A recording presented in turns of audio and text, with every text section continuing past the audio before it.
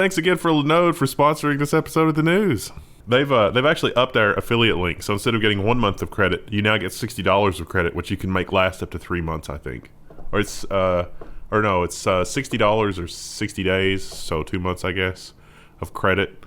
So if you use our affiliate link, you can get a little bit more credit and experiment with things. They really want you to mess with that Kubernetes cluster and some of the other services like their Amazon S3 substitute, which is quite competent. You should definitely give that a spin. They've also been writing a lot of how-tos. So like setting up the WireGuard thing, which I think we can improve on. And we will soon improve on because WireGuard. They've got a lot more services today than they did previously. You should really check it out. And in fact, if you're going to do a commercial migration to like Kubernetes from Google Compute Cloud or even some of the Azure Compute services and you're using Kubernetes, come to the Level 1 forum. I'll actually help you do that. So thank you, Linode, and on with the news.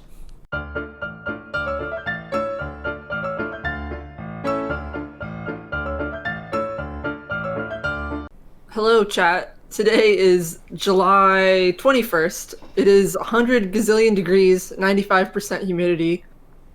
Send help. And today we're doing government and social. The building, the electric meter on the side of the building where the air conditioners hook up, looks like the electric meter in the Griswold Christmas Vacation movie. Ugh. You could hook up a magneto to it and make electricity. And you defeat it's infinite energy. It's so hot.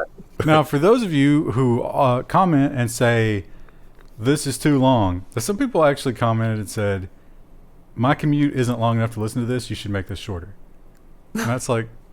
Well, how are we going to make it the perfect commute length for everybody? The level of narcissism is fantastic. But for that one person, I bet this week will be good for you because not a ton of news stories. No.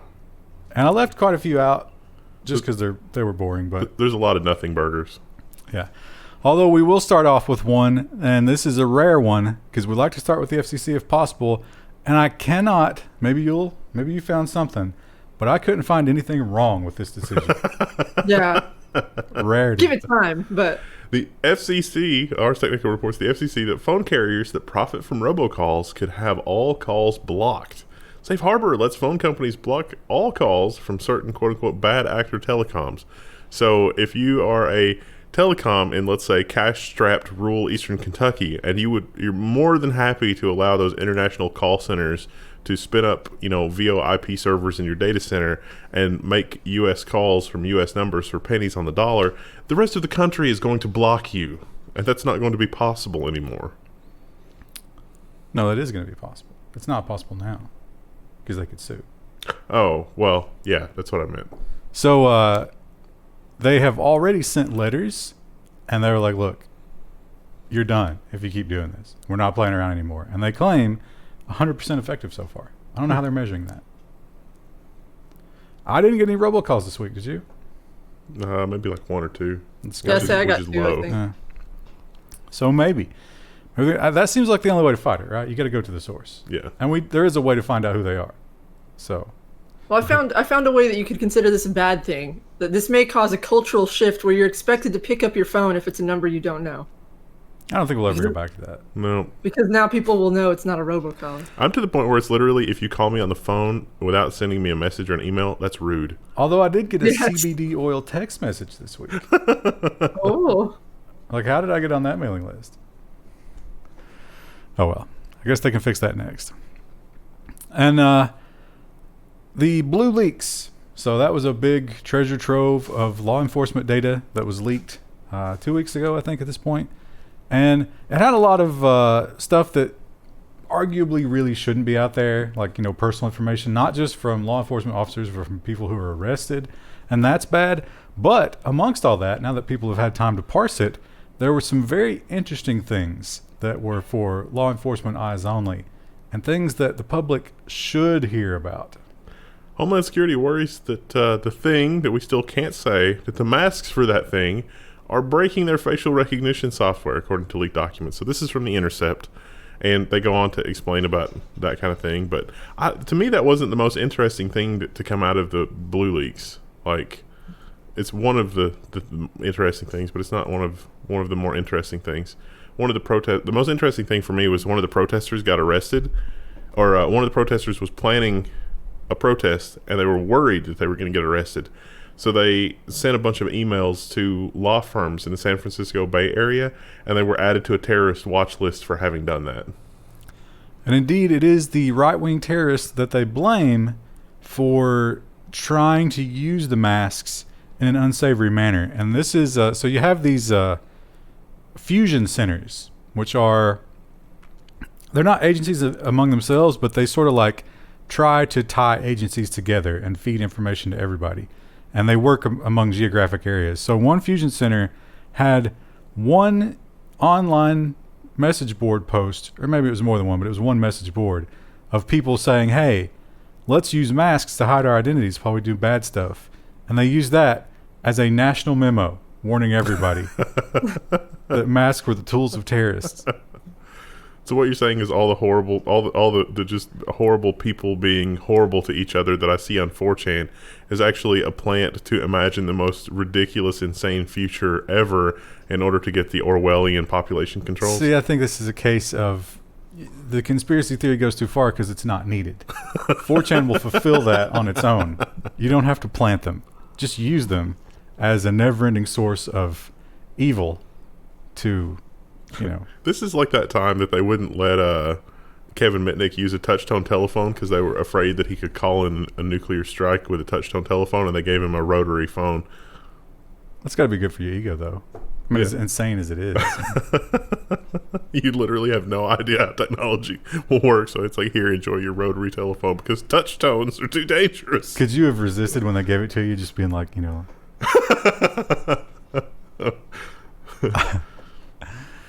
And the school situation is it's off and on. It seems like based on where you are, but more and more it seems like we're getting the municipalities and states themselves just noping on out because things keep getting worse.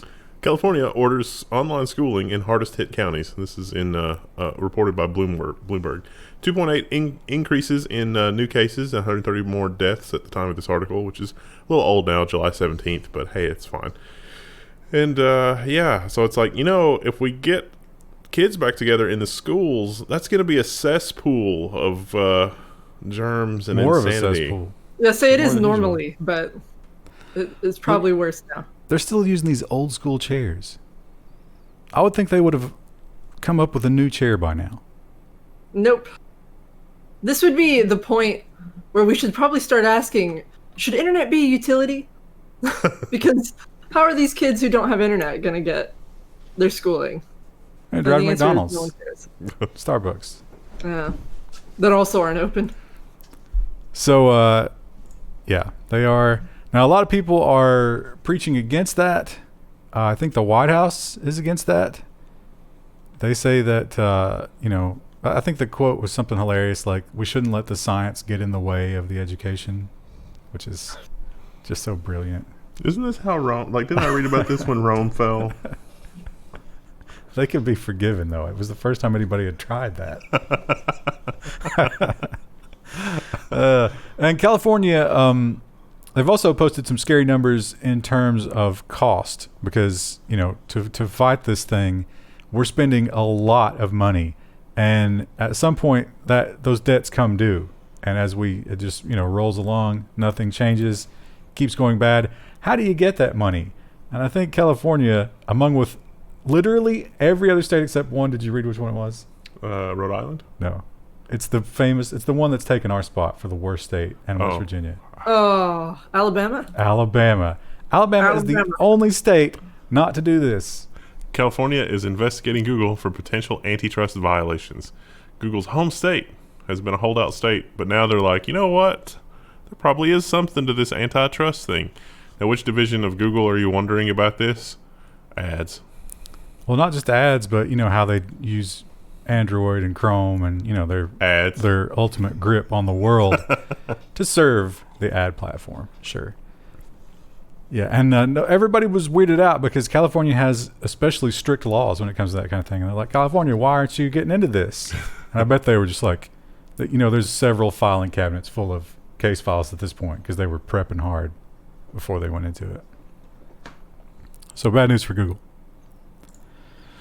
I don't think they're gonna. What's his name? I can't pronounce his name either. Pichai is going to talk to Congress. Yeah. And try to talk his way out of it. Yeah. He's not as charismatic as Larry or Sergey, which is saying something. But he's yards ahead of Zuckerberg because he's human. I was gonna say, are any of the big tech people really like people? Yeah. Would you say? The Microsoft guy wasn't too bad. Which one? The sweaty one. Ballmer. Yeah. Ballmer did seem more human than most people. Gates, I feel like Gates's lawyers over-conditioned him to the point that like he wasn't able to provide any kind of useful response, but he's a lot more reasonable in his old age. Like sometimes he'll post a video to Reddit and it's like, oh, he actually seems like a real human being now. Whereas in like during the antitrust trials, he seemed like a geriatric because he was like, I don't know. I don't really remember. Well, I don't know.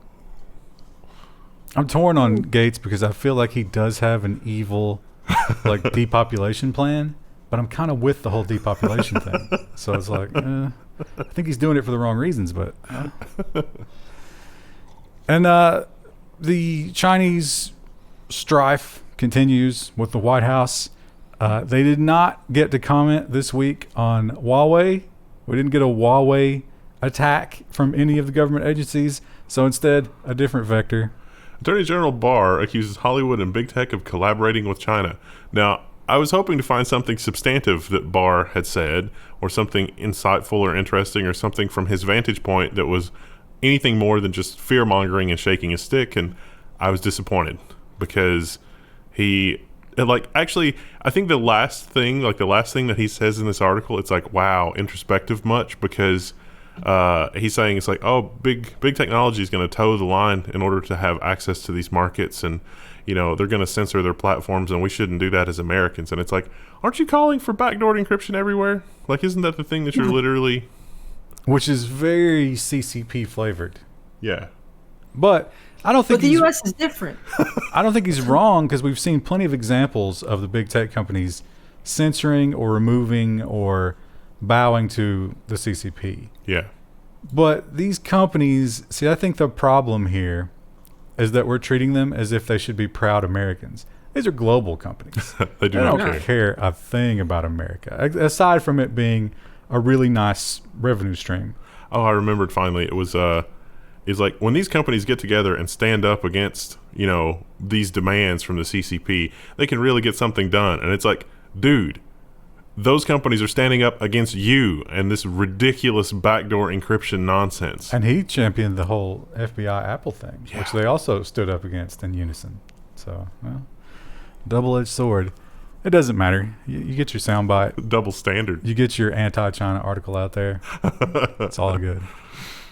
And China is, the U.S. is not the only country that they're unhappy with. Actually, the list just keeps growing. I mean, you got India now, Australia. This is going to be UK. the Olympic torch that sets the thing on fire. I'm Could afraid. be. I mean, the question is, 2021 event. the question is, how far do we go to protect them? Do we have any kind of treaties with them? We do. So, anyway, we're talking about Taiwan. China will sanction Lockheed Martin over arms sales to Taiwan. So, yeah, Lockheed Martin has sold some stuff to Taiwan. Lockheed Martin was quick to point out that weapon sales is only about 20% of their income. Most of their other income are direct federal contracts, things like working on production of the F-35, which is different than just straight up weapon sales. But you put the weapons on the F-35. Well, they don't, that's like, we don't sell wheels, we sell cars. Yeah, China's not happy that Taiwan is getting tools with which to resist should the mainland decide to take over. And we got some stories about what's going on with the Taiwanese parliament come the nonsense section. This is Taiwan's president who just got reelected. I like her fashion. It seems like a very approachable fashion, unlike the Hillary pantsuits.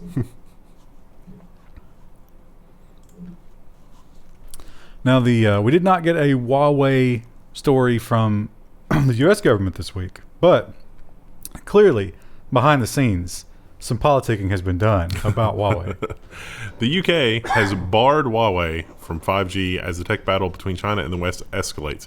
Now, when we first started reporting on this whole like Huawei, banning telecom equipment, blah, blah, blah, the EU was taking a much cooler approach. And the UK said, well, we haven't seen any evidence yet, but if we see evidence, we will issue a block. Interestingly, they don't mention any of those older quotes from Boris Johnson or anything like that, other than to say that Boris Johnson has reversed course. But they had announced that they were gonna let them in certain parts of it. Yeah, but this is everything. Yeah, but they were going, and that was kind of contentious. Yeah. So. Yeah, the announcement before was basically, even if this is compromised equipment, it's just going to be on the periphery of the network. It doesn't really matter there. And so they must have been shown something, or there must be some sort of political wrangling going on, one or the other, in order to have convinced them of that. I don't know. I've never worked on any Huawei equipment, but with the Hikvision stuff, which is also on the ban list, there's a lot of stuff in there that was like, is this just insanely terrible coding, or is this a deliberate backdoor? And it kind of errs on the side of deliberate backdoor.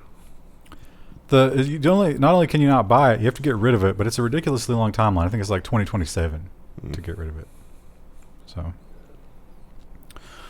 You definitely. It's funny because when it comes to a vaccine, those headlines will just shock the market every time. Like if somebody comes out and they're like, "We got it," the S&P will just rocket off the charts.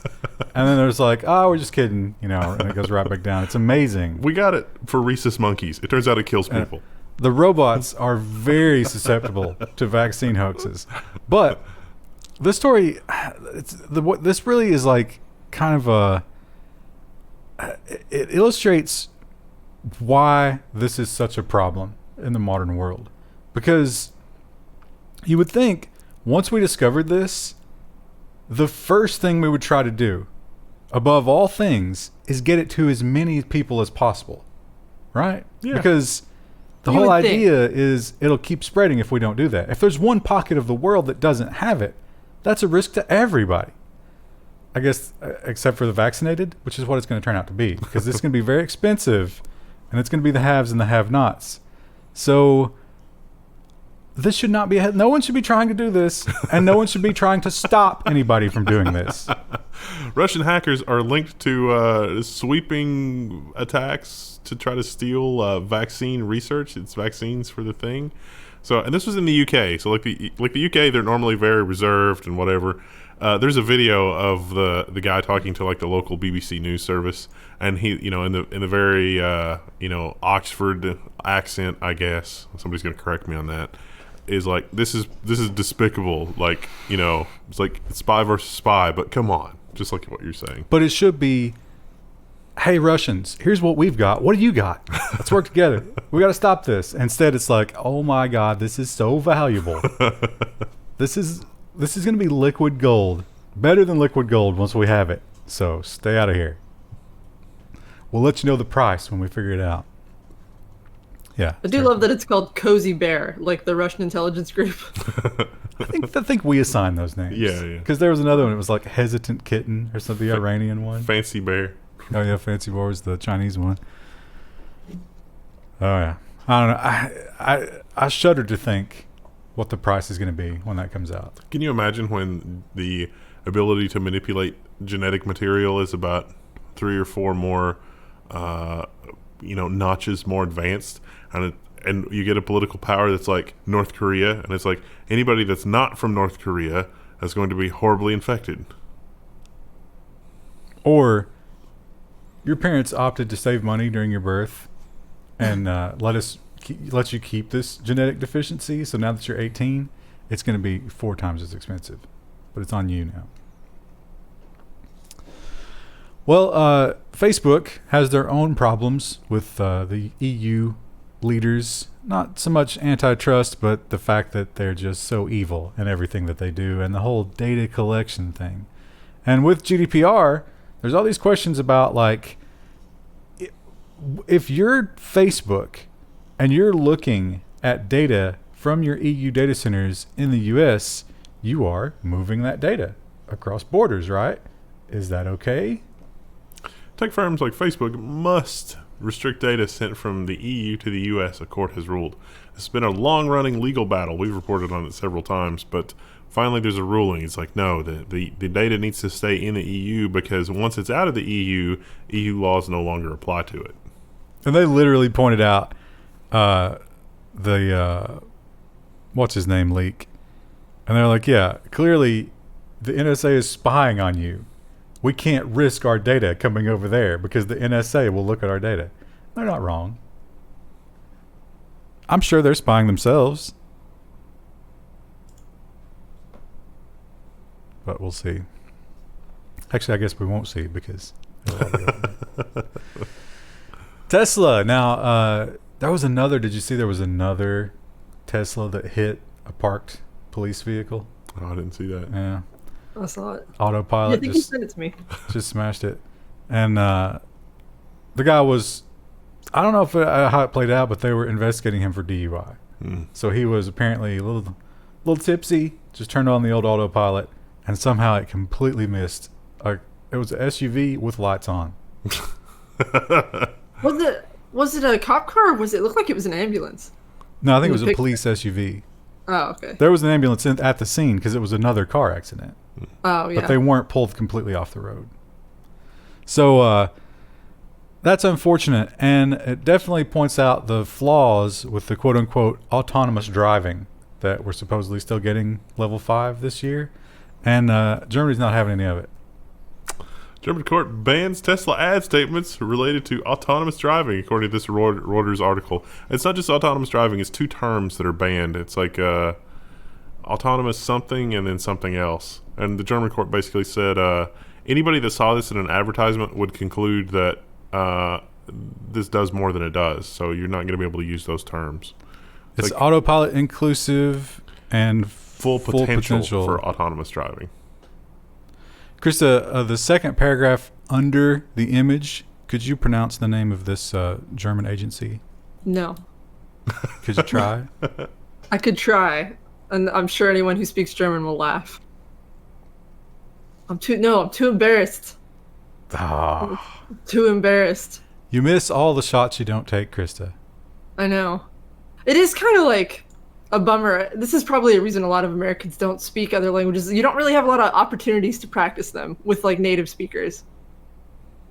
Yeah, I've heard people will go to like Japan and they'll think, oh, I'll pick up some of the language when I'm in Japan. But the Japanese are so bilingual, they want to practice their English. Yeah. When they meet English speakers. So they don't speak Japanese. Well, our country's just so big, and like unless you're living close to one of the borders, when you get a chance to practice. It's so big and it's so much better than all the other countries. I didn't say that. Remember NSO Group? They're that pesky little spyware maker out of Israel. And they sell their spyware to mostly just governments and very, very rich companies and stuff like that. They don't sell it to the average. These aren't just stalkerware makers. No, this is the really good stuff. But the problem is, in some what you might call despotic governments, they've found them to be using the software, and they're like, whoa, how are you vetting these people? And they're like, we only give it to the most trustworthy of governments. And it seems to be not the case. And Amnesty International found some instances of that and said, we must put a stop to this. Israeli court rules NSO Group can continue exporting spyware. The specific ruling was that Amnesty International didn't demonstrate conclusively that the NSO Group had sold the software specifically to spy on Amnesty International. It would shock me if that is not in the NSO Group marketing material. If you could get a hold of that. So here's a case study with Amnesty International. Let's look at what we did in Morocco. I don't know if Morocco is one of the countries. They might have a wonderful government. But it seems like we've covered Morocco doing some nasty things, right? Yeah. I think most governments have done some nasty things. Like ours included, but I think that's the one where the journalists got attacked by the software. Yeah. Maybe I'm misremembering that. And usually, why did Amnesty International fail? Because they had some evidence, but you don't get a smoking gun. It's not like in the movies where there's a beautiful GUI and you just smash keys randomly and a little bar fills up. You don't get to watch in first person ever how hacking occurs until now. Iranian spies accidentally leaked videos of themselves hacking. IBM's X-Force security team obtained 5 hours of APT-35 hacking operations showing exactly how the group steals data from email accounts and who it's targeting. They actually found training materials. So Wired, they didn't share everything that they found with Wired, but they did share 2 videos that were set up as demonstration videos for junior people. So it was like, okay, once you've got access to the Gmail account or the Yahoo account or whatever, connect it to these third-party applications, which will then mirror and download everything. And it doesn't take long to do that. Important note, for the accounts that were using 2-factor authentication, they just put a little mark next to the account in the list and moved right along. Why waste your time? Christy, what do you think about this image? It's very artsy.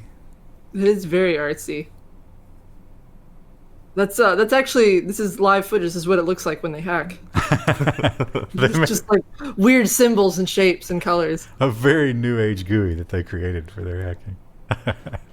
Although they did point out, like you say, this wasn't the quote unquote hacking part of it. This was the part that you want to train the junior members to do because it's just time consuming.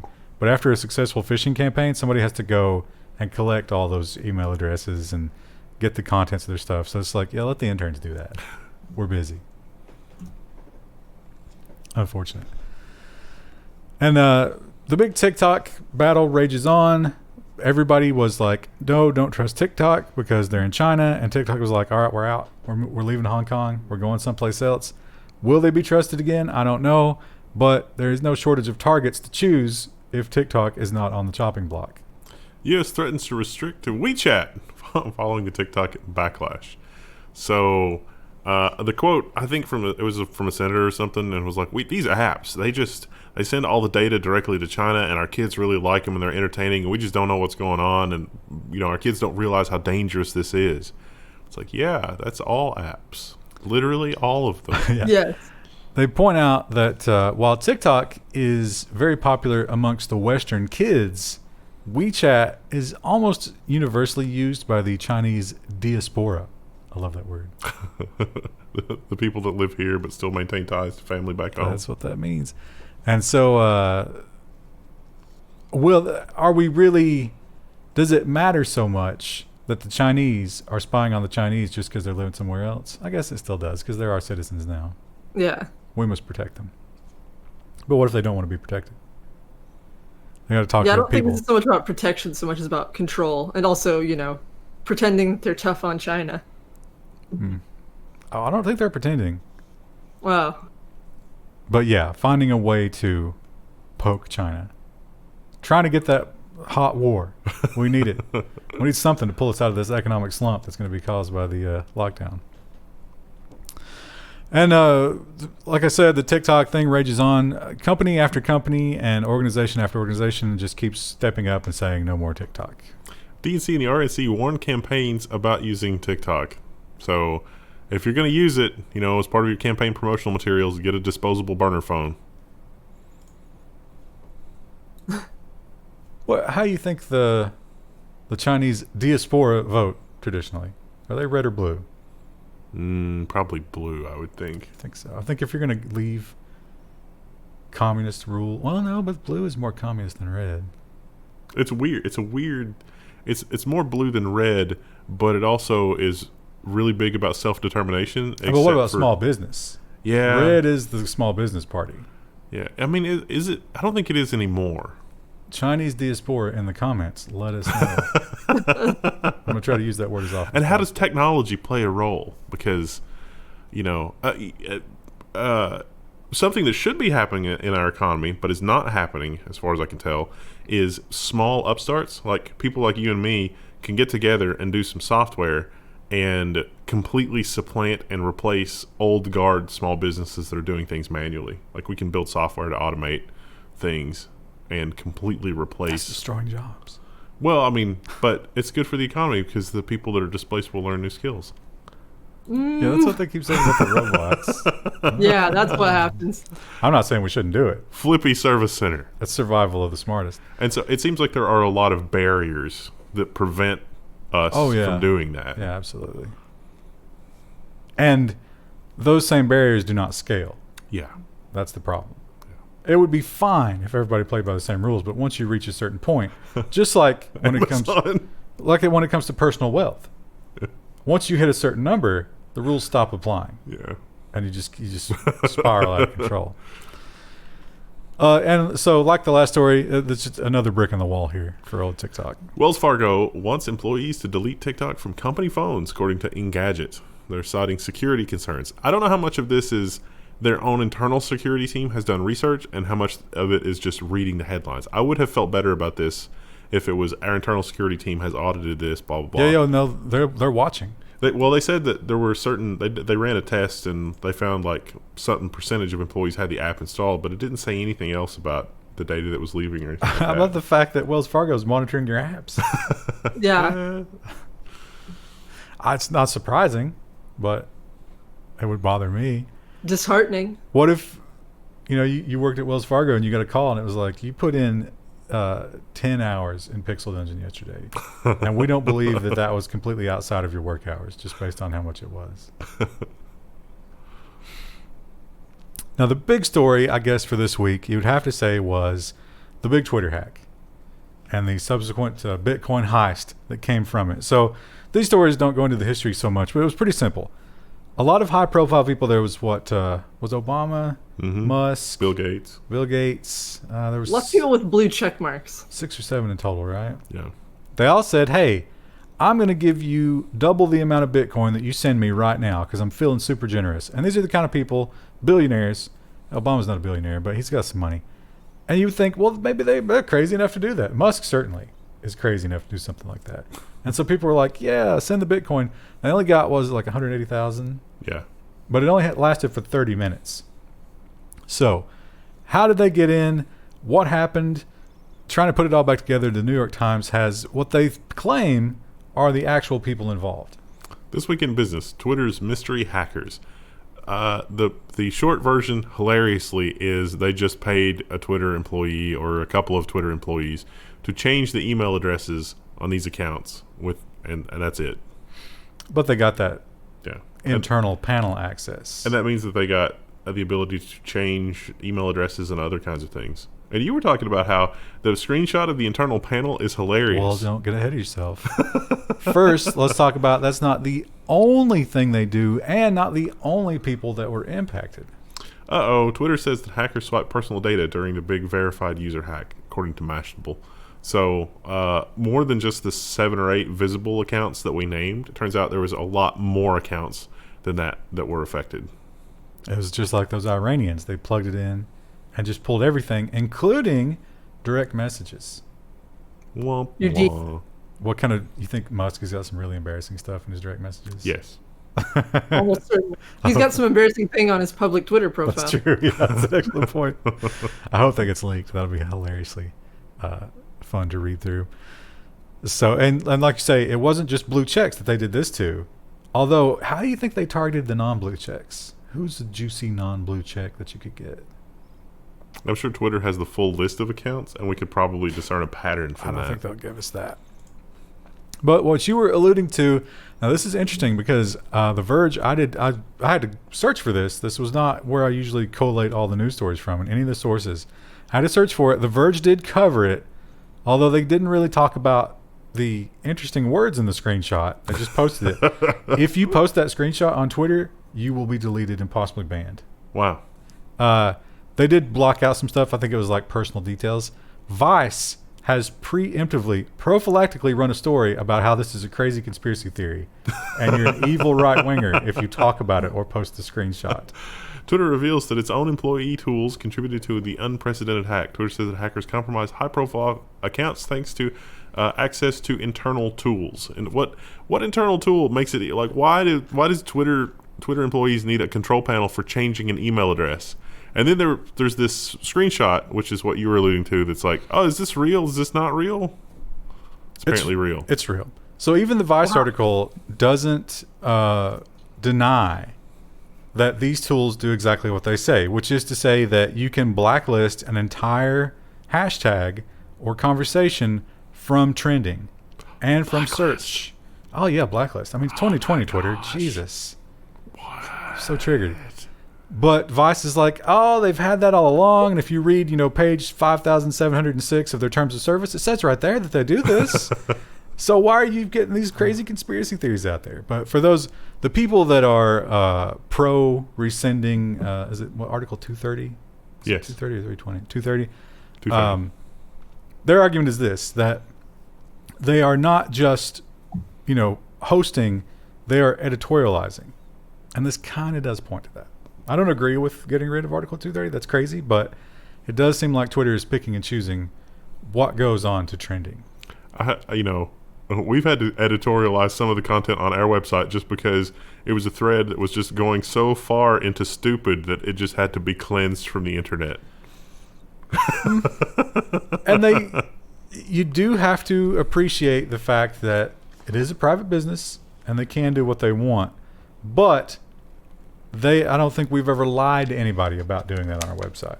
Oh, yeah, that's true. And they have said, we don't choose what goes on trending. It's just, but the algorithm figures it out. But this is clear human interaction. And with our forum as well, like, for a long time, we just didn't even allow politics or anything like that. 'Cause it was just like, it's too much headache to moderate. And then we've slowly rolled out where it's like, okay, it's in a lockdown area. You have to be a certain trust level. And if you start acting like an asshole, you'll ruin it for everybody. And so far, it's been mostly okay, but it can go away at any time. But that's We're the just thing. telling you that up front. People complain in the comments is like, you shouldn't be political because you don't understand politics, which gets the stupidest thing in the world. Anybody can understand politics. It's not. Anybody can understand being a reasonable human being. Understanding politics is not the same as understanding the kabuki political theater that you think is politics. Yeah, how much time we got left? Let me give you 35 minutes. Let me give you a little soliloquy here. Oh no! Now think about politics and think about political coverage that you've seen recently, especially running up to the 2020 election. Once upon a time, I'd say maybe 60s, 70s, more people thought professional wrestling was real than didn't. And in those days, when people talked about professional wrestling, they would talk about it as if it were real, as if it's like, will this person win? Is this person stronger? Are they better? Blah, blah, blah. And then at some point, it became glaringly obvious that professional wrestling is not real. It's predetermined. And then, did it go away? Did people stop talking about it? No. They just started talking about it in terms of an imaginary third party. Like, how convincing was this wrestling match? Did they make it look real? Will this imaginary third party idiot buy into this? Or will they not? Now look at political coverage with that same thing in mind. Because it's just like, oh, will women voters go for Trump? It's not, is Trump good for women? Does he respect women? Will he do things? It's like, oh, will the third party idiot believe what this person who's obviously lying is saying? That's politics in a lot of sense. See also Obama and the whole NSA spying thing. It's like, this is wrong. We got to roll this back. And it's like day one in office. Let's expand that program. And the commentators are like, are the American people, are they going to buy it? Are they going to buy it? I like the way Lawrence Lessig explained it. He did a TED Talk and he explained it at some of the political processes like Lesters. It's like imagine that you have an election system where like the Lesters determine who's going to be voted on in the general election. What's a Lester? The Lester is just a prop that he uses for explaining the people that contribute monetarily to the election, the people who matter, basically. So like the Lesters are the people who matter, which is the place where the Congress critters get their money. Yeah, I guess but when they talk about it on the TV, they're talking about it more in terms of just like, Joe Average, who is still stupid enough to believe that any of it is real. Not us. We're smarter than that. Our viewers are smarter than that, but we must talk about it in those terms. So as you watch political coverage, think about that and look at it, and it's like, who is this third party? Do they exist? And we talked last week about the Twitch U.S. Army channel. It had some interesting things happening. A lot of people were talking about war crimes in the chat. They didn't care for that. They decided to ban those people. Interesting aside about that in the story. But more importantly, they had a little giveaway. Twitch tells the U.S. Army to stop sharing fake prize giveaways sent users to the recruitment page. The bait and switch tactic promised viewers an Xbox Elite Series 2 controller. The U.S. Army said, hey, if they join up, we're going to give them an Xbox Elite Series 2 controller after 2 tours. You know what else they get for free?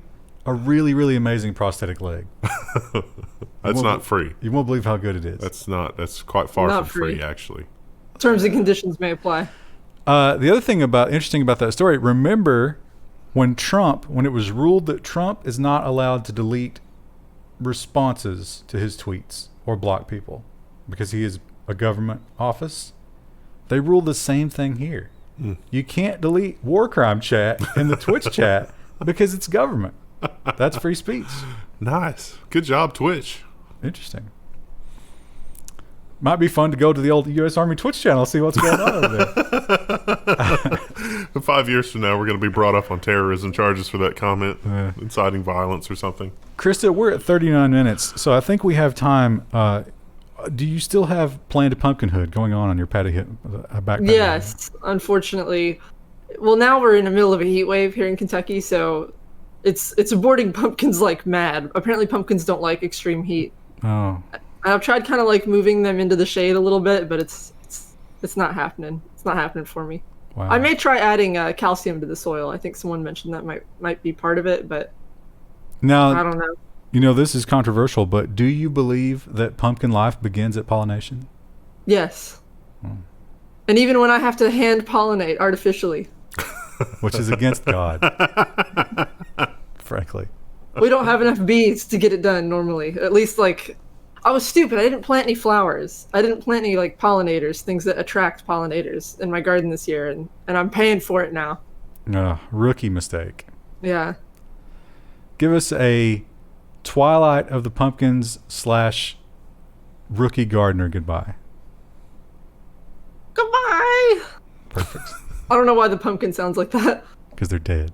That's what And it's your pumpkins sound fault. like. Yeah.